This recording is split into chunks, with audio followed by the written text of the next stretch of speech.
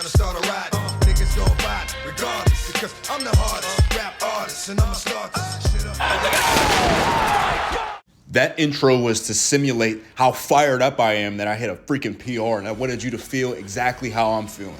I had to hit a PR or the wife was gonna divorce me. She told me, if you don't hit this freaking PR, it's over. So you know me, I had to make it look nonchalant. I had to make it look easy. All jokes aside, fellas, I got some practical advice for you, okay? First and foremost, with regards to what you're watching now, pause your overhead presses at the bottom, okay? That can be the number one thing that differentiates you between hitting a PR and not hitting a PR. Because the thing with overhead presses is that rep strength tends to not correlate well to higher intensity strength. Meaning, if you can do 10 reps with 70%, that may not correlate how you would think to a 1 rep max if you were to have paused it, more so than a bench press. That alone will help you if you've hit a plateau in your shoulder press training. Pause your shoulder presses at the bottom for a solid 1 count, if not for a little bit longer in your head. So count starting from 0. So if you're doing a 1 count, go 0, 1. Another piece of advice that I could give you is to hold tension at the bottom. I've talked a little bit about this in prior training vlogs, but one thing that I want to do to expand upon that is that I find that a lot of people, especially when they're doing higher rep sets, what a lot of folks will do is what I like to call a dip and go or a smash and dash. And what that refers to is this: when you unrack an overhead press, your bar is going to be at about the bottom of your chin at rest. And a really cool technique that you can do is, instead of pressing from your chin, pretty much from where the bar is at rest, you can dip the bar down to your collarbone and then use that momentum to explode back up to lift more weight or hit more reps. What that does is create a stretch reflex, and that's a giga-brain way of saying, look, we're going to create some momentum so that we can move the weight without using our muscular strength. And that's really good for getting your reps up, like I said. But when it comes to training your true strength, that weakness will start to expose itself as the weights get heavier and heavier. And what it does, unfortunately, is it creates a false sense of confidence. So you're looking at your training, you're saying, hey, I can do 200 pounds for 10 reps. I'm going to be able to do 250 pounds for 3 reps. Easy peasy. And your expectations aren't met because your foundation wasn't laid effectively. I was feeling pretty juiced today because that threat of imminent divorce made me like, man, I have to just boost my strength by 20% from sheer willpower alone. I just have to make some gains appear out of nowhere. So I did, instead of the 140 that Sam had programmed for me, I did 155. I said, hey, look, man, I did 140 and it just felt a little easy. I'm gonna move up. And I still got about a set of 10, I think that was, and then a set of 8 afterwards. I also superset the behind the neck press with some behind the neck pull-ups. Usually this would be behind the neck pull-downs, but there was a rotation of like 5 different dudes using the lat pull-down. And where usually I would just be like, hey, bro, you mind if I work in?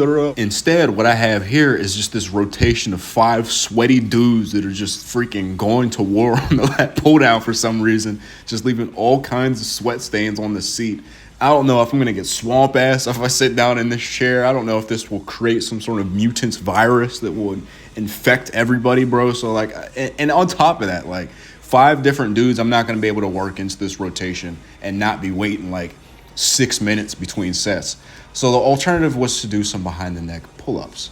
It's not a big deal. I'll go back to doing the behind the neck pull downs next week, hopefully. One other change that I made to this day in the middle of the training cycle was, instead of doing all shoulders and then all back and then all triceps and then hitting some dips at the end, which is what Sam laid out for me originally, I started staggering my exercise order so that I would be doing press, pull, and I would superset my second press and my second pull. There's a couple of reasons for that. First and foremost, I just find from a shoulder health perspective, it felt fine to just do all shoulders and then all back because I'm doing all the same work anyway. You're getting that benefit of, hey, do X amount of pulling for X amount of pressing. But what I found is that benefit is significantly magnified if you stagger the exercises instead. And then from a performance perspective, I'm getting rest on my pressing muscles while I'm doing my pulls, and I'm getting rest with my pulls while I'm doing my presses. And all things being equal, that rest is going to create an environment for more performance. And more performance means, again, all things being equal, more strength, more size development. This was a more significant consideration to make with my shoulders just because they are relatively behind the curve, so like my front and my side delts. But when it comes to my back, it's relatively ahead of the curve, which I wanted to keep that way.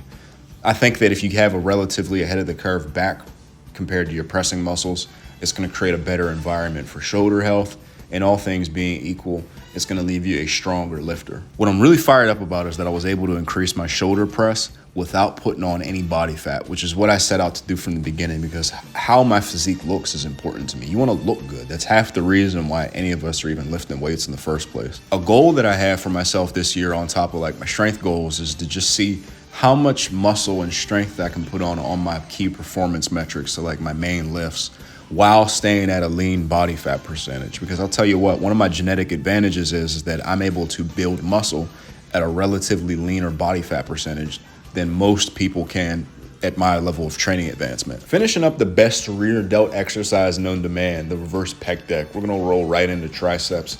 I did a form and weight reset on my overhead extensions using my Omni bar, just because I felt like I wasn't getting as much out of the movement as I did at first when I first started doing them. I first noticed this when I was watching an old Animal Pack video where Dan Green was working out. It was ironically a shoulders and triceps workout, and he moved into his French presses, and we were using the same weight. And I'm like, bro, I know I'm getting stronger, and I know like I'm good at what I do, but I'm not as good at lifting weights as fucking Dan Green. So what the fuck is going on here? So I'm like, let's do a form reset. Let's look at what we're doing. How can we get more out of the movement with our triceps and not have to load as much weight? Because one thing that Dan Green is really good at, besides being fucking strong at everything that he does, is he's good at getting a good workout out of every exercise that he has in his program. So I just pulled my elbows in a little bit more, paused at the bottom with more tension, and stop trampolining out of the bottom as much. Kind of like hair loss, bro. You don't notice it until you're too far gone. I'm gonna leave y'all with one last power play that I used to avoid the divorce. My wife just got home, so I know she can hear me. I'm the boss, right? Okay, ain't no divorce happening. I hit the 60-pound. Don't make me sleep on the fucking couch, lady, please. I hit 60 pounds for 12 reps on the alternating dumbbell curls. Those that have been following along with my training vlogs for a while know that I've been suffering from some bicep tendonitis, and it's about 99% better. How I overcame that was with humbleness. I just accepted where I was currently at, certain things I couldn't do anymore. And if I continue to do those things, that tweak was gonna turn into a snap, and I ain't trying to snap my shit up. So I did things that I could do to work my biceps with 0 pain, or like 1 out of 10 discomfort. Like, oh, I feel the affliction that I have, but it doesn't hurt. I also did a lot of ramping sets, meaning I start with really light weight, do 10 reps, bump up a little weight, do 10 reps, created a lot of blood flow, and more importantly, found a good groove that felt pain-free. All that being said, I'm still a little bit trepidatious, so I'm just not gonna go with reckless abandon. So that's why, although I find the forearm work to be boring, I'm not fired up about doing that. I'm doing it heavy and hard and often because I did that in the journey to getting better, and I'm not gonna stop doing it just because I feel okay now. Bro, and while the work to get bigger forearms is boring, the side quest in of itself is pretty fucking cool. But that's all she wrote, fellas. Have y'all hit any PRs recently? I hope so. What are the PRs y'all hit recently? Let me know with a comment down below. And if you wanna support the channel, check out the Omni bar. Y'all saw me use it for the extensions, but you can also use it for bench press, rows. You can use it as a cable attachment for cable rows, lat pull downs. You can use it for hammer curls. So you'll be able to get a lot of good use out of it. And I'm very happy and fortunate to be able to say that the last time that I talked about the Omni bar, there was 19 left available for the pre-sale, and now there's only 7, which is incredible. Thank you for the support, guys. If you're interested in getting one to donate to your commercial gym or using your home gym, go ahead and check that out in the pinned comment or in the description. Thanks for the support again. I'll see you later.